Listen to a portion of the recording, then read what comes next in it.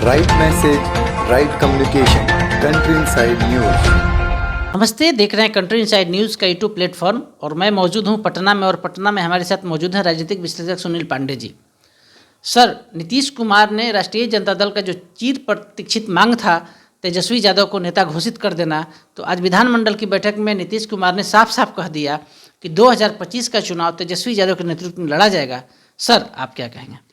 देखिए, महज 24 घंटे के अंदर दो बड़ी घोषणा नीतीश जी ने किया।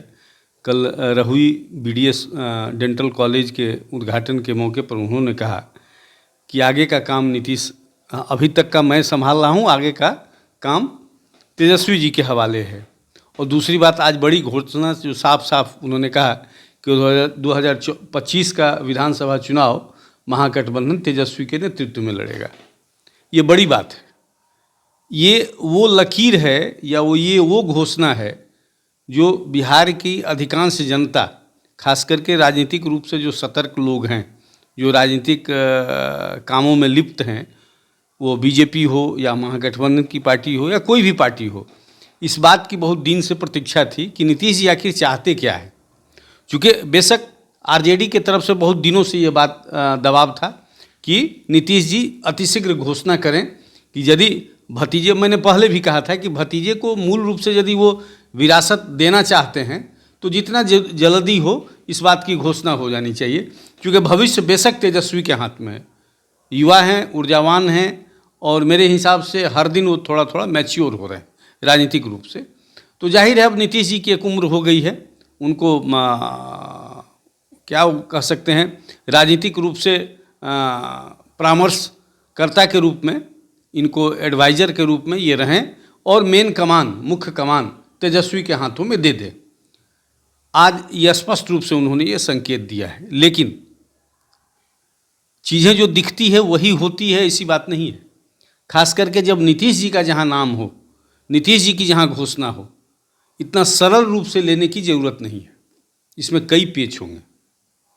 लालू जी ने कह चुका है, पहले से ही कह दिया है कि नीतीश जी के पेट में दांत है। तो पेट में जो दांत है उससे अलग होकर इस घोषणा को देखने की ज़रूरत नहीं है। इसके कई मायने हो सकते हैं। इतने सहज और सरल तरीके से इसी बात की कामना बहुत दिन पहले, 2-3 महीने पहले शिवानंद जी ने किया था कि अब आपको वानप्रस्थ जाना चाहिए, तो बहुत हंगामा हुआ था। आज नीतीश जी ने खुद कह दिया। लेकिन ये इतना सरल सहल तरीके से लेने की ज़रूरत नहीं है। इसके कई मायने हो सकते हैं और आने वाले समय में इससे इनकार नहीं कर सकते हैं कि इस स्टेटमेंट के मायने भी बदल जाएंगे।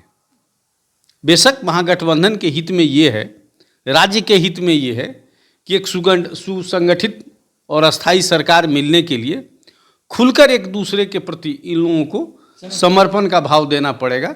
विरासत, अपनी राजनीतिक विरासत भतीजे के हाथ में सौंपनी होगी। लेकिन नीतीश जी का जो चरित्र है, पिछले 15, 16, 17 सालों में जो बिहार की जनता देख रही है, ये बहुत सुपाच्य नहीं कहा जा सकता है। मैं बार बार कह रहा हूँ, जो दिख रहा है वही होगा, ये कोई ज़रूरी नहीं है। राजनीति में तो बेशक 2+2 4 ही होगा, ये तय नहीं मानिए आप। इसके कई मायने हो सकते हैं। ठीक है, ये खास करके आरजेडी के कैंप में इस बात की खुशी ज़रूर होगी कि नीतीश जी ने वो कह दिया जो पुरानी मांगे उनकी वर्षों से मांगे रही है, या महागठबंधन में जब दोनों दल शामिल हुए हैं। देखिए इसके क्या मायने आ सकते हैं। सर, तो इसके बाद तो दोनों पार्टी का विलय ही होना शेष है ना? बिल्कुल स्वाभाविक सा आपका प्रश्न है कि वो विलय होना चाहिए, लेकिन ये विलय होगा नहीं। मैं बार बार कह रहा हूँ, क्योंकि दो नेताओं के, मैं पहले भी कह चुका हूँ, दो नेताओं के मिलने का ये मतलब नहीं है कि दोनों पार्टियाँ मिल गई और उनके जमीनी कार्यकर्ता या समर्थक मिल गए। अभी बहुत लंबी दूरी तय करनी पड़ेगी। नीतीश जी के पार्टी का विलय करने से पहले इनको कई दबाव झेलने होंगे। जाहिर है नीतीश जी कमज़ोर पड़ेंगे या कमज़ोर पड़ रहे हैं तो कई नेतृत्व खड़ा हो रहा है पार्टी में, उपेंद्र कुशवाहा हों, ललन सिंह हों, तो ये तमाम लोग इतना सहज और सरल तरीके से पार्टी का विलय स्वीकार करवा लेंगे, ये मैं नहीं मानता हूँ। और दूसरी बात कि जदयू का विलय जिस दिन आरजेडी के साथ होगा तो फिर कई लोगों के राजनीतिक भविष्य पर प्रश्न चिन्ह लग जाएगा। आपको ये याद रखना पड़ेगा 2005 से कम राजनीति, बिहार की राजनीति दो ध्रुवों पर रही है।